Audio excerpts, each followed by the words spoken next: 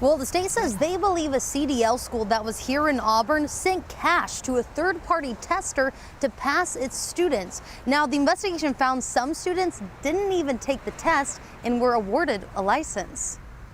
The first one is a package that was mailed to this examiner that was filled with cash. The State Department of Licensing says those gold envelopes full of cash are evidence believed to be bribes paid to a third-party tester to ensure truck driving students passed exams. The biggest thing was the bribery. The investigation started after a routine audit of the third-party examiner. They started to find out a lot more people that weren't actually testing, test scores that were being entered when nobody was there. Well, we found it was more likely than not that this examiner was being paid to give people passing scores. The state's Workforce Training and Education Board took part in investigating Skyline CDL School, which had locations in Vancouver and Auburn. Documents ordering the school's suspension stated the school is not screening the customers correctly and then making payments to ensure their students receive a passing score. So now we have a school and an examiner working together and not just an examiner by itself. State investigators found multiple gold envelopes mailed from someone associated with Skyline CDL School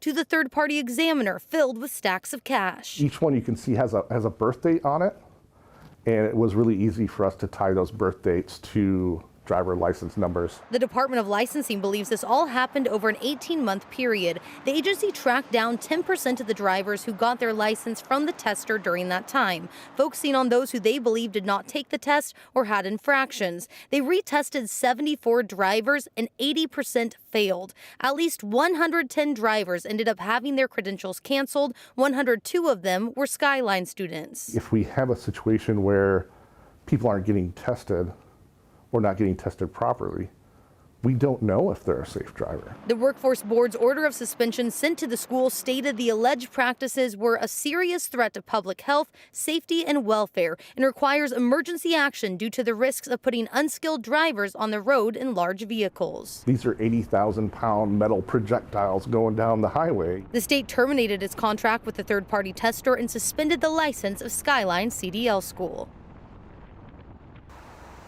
I tried to reach out to both the school and the third-party tester and did not hear back from either. In Auburn, Connor Board, King 5 News.